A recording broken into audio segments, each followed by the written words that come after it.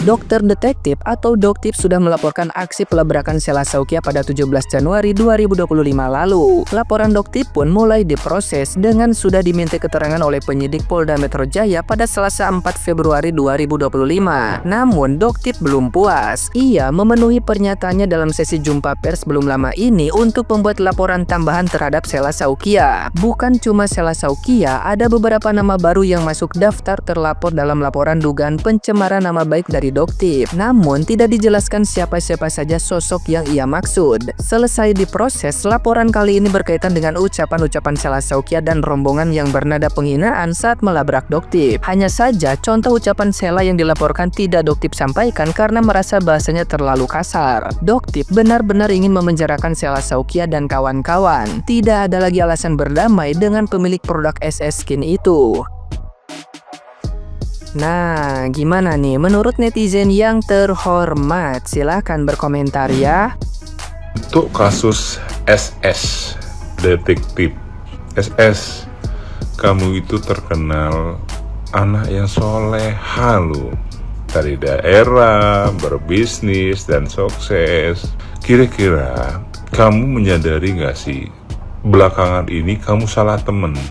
Gak tahu ya, saya mengamati karena kita sama-sama di daerah, kelihatannya kamu nih salah temen, ya kan? Salah temen.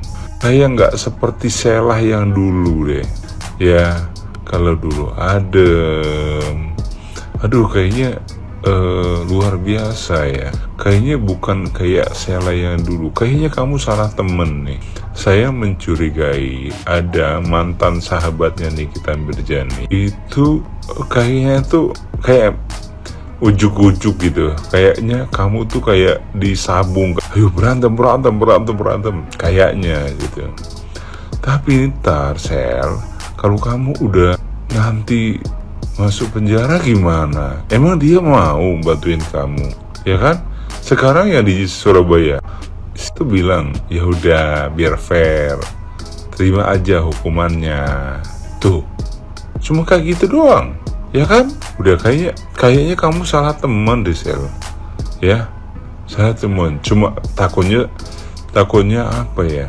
Kayaknya kita tuh sayang sama kamu, kita sama-sama di daerah. Kayaknya kamu salah teman. Coba deh, ya Sel, coba deh kembali ke setelan awal aja Sel, ya. Kalau memang ada produk kamu yang overclaim namanya ya, udah introspeksi diri aja Sel, nggak usah dilawan. Makin hancur ntar kalau dilawan begini nih, ribut begini, makin hancur Sel, makin hancur nanti, ya kan? Sayang tahu pengorbanannya, perjuangannya, ya. Udah, pokoknya kembali ke setelan, jadi anak yang soleha, yang dari daerah, sukses, tata lagi deh. Makin kayak tantrum gini kayaknya bukan buat kamu Sel. Benar Sel, kita sayang sama kamu, ya. Oke ya. Ada yang bilang katanya kalau Doktip itu sengaja ingin menghancurkan usaha orang lain. Begitu kan ya? Katanya begitu. Kalau menurut gue sih enggak. Justru gue sangat bersyukur dengan hadirnya beliau. Gue jadi banyak belajar betapa pentingnya membaca sebuah kandungan produk yang akan dipakai di muka kita. Karena yang pakai muka kita bukan pantat kita, begitu ya. Dan gak semua produk dibilang beliau jelek. Enggak, ada kok yang beliau bilang bagus lanjutin, ada. Kalau memang jelek ya harus bilang jelek, biar masyarakat tuh bebenah diri. Oh ternyata ini nggak bagus, aku ganti yang memang sesuai dengan kandungan tersebut, yang nggak bikin bahaya, yang nggak bikin muka kita jadi iritasi dan bla bla bla bla bla bla. Bersyukur dong. Terus yang jualan jangan merasa dihancurkan, kan memang produk tuh nggak bagus. Lebih gimana sih? Hah? Lo mau ngarepin siapa? Mau ngarepin sebelah begitu? Sebelah kelas selama ini kemana aja? Makan tidur kerjanya. Setelah Doktip muncul baru merasa dizolimi, dihancurkan, dilangkahin, bukan wewenang beliau. Terus yang punya usaha juga merasa dihancurin sama beliau, dimatiin rezekinya sama beliau. Lu aja nggak amanah jualannya. Lu mah enak kaya, duit lu banyak, yang pakai skincare lu di luaran sono bagaimana tuh tanggung jawabnya? Mikir nih, punya otak. Sebel gue dengernya. Bilang aja biar beliau tuh skincare-nya laku lah. Lu tinggal beli skincare beliau, lu uji lab juga. Sesuai nggak kandungan dengan produk yang tertulis di komposisinya tersebut? Kalau nggak tinggal lo laporin, sesimpel itu. Jangan dibikin ribet. Ini buat masyarakat semua ya. Jangan berharap bahwa Doktif itu sengaja ingin menghancurkan usaha orang lain. Enggak. Karena memang harus ada yang memberantas hal seperti ini. Kalau nggak mau ngandelin siapa, gue tanya. Mau gue kata-katain, ntar gue yang disalahin. Mau gue caci maki, ntar gue yang dibanet. Hati-hati istihroj Mbak Sel ya. Jadi gini, kalau kita lagi banyak duit, lagi di atas, lagi banyak temen ya, sifat-sifat ego, arogan itu luar biasa, memuncak banget. Karena dulu saya pernah nih, 2021, saya pernah bermasalah sama salah satu owner brand yang lumayan terkenal di Pekanbaru di Riau ya. Nah, di situ saya bermasalah. Masalahnya itu sepele banget. Sebenarnya bisa dikatakan bukan masalah ya, cuman karena pada saat itu si Ante ini lagi ada duit, lagi berduit ya, lagi dapet gitu loh. Nah, timbullah sifat ego tadi, sifat egois, arogan, ingin melawan gitu ya. Nah, apalagi dikelilingi sama orang-orang yang suka ngomporin kita loh guys. Ngerti nggak ya?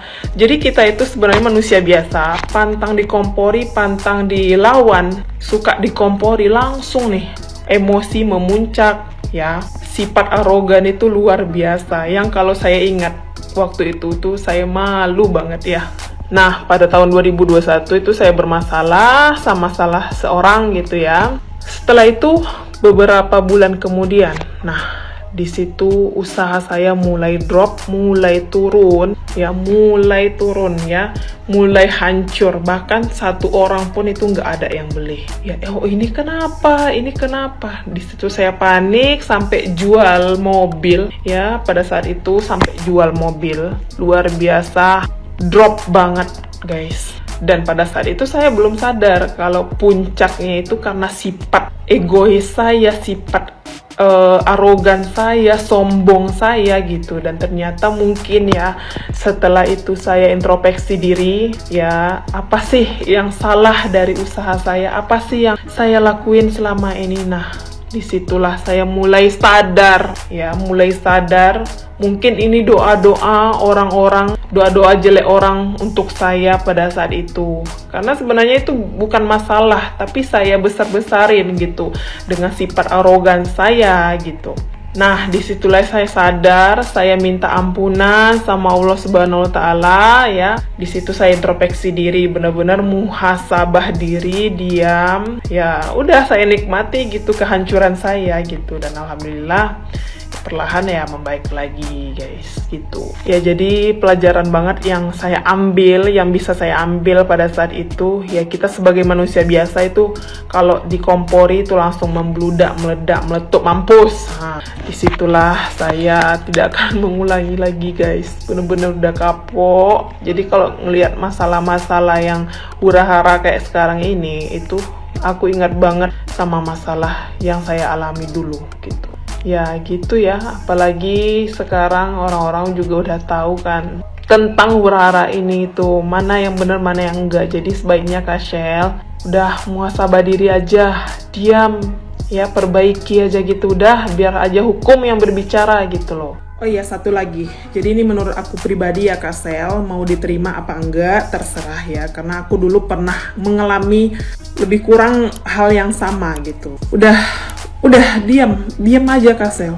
Diam, fokus muhasabah diri, fokus perbaikan diri, fokus jualan. Kalau mau jualan fokus jualan ya, fokus aja udah. Karena percuma nanti semakin dilawan itu semakin diolok-olok oleh netizen, semakin terbongkar semuanya. Sumpah nggak ada artinya kalau melawan. Mungkin Kak Shell bilang ini perlindungan untuk brand Kak Shell, yang ada makin jelek di mata masyarakat. Udah ya, jangan dengerin lagi kompor-kompor dari orang-orang terdekat Kak Shell.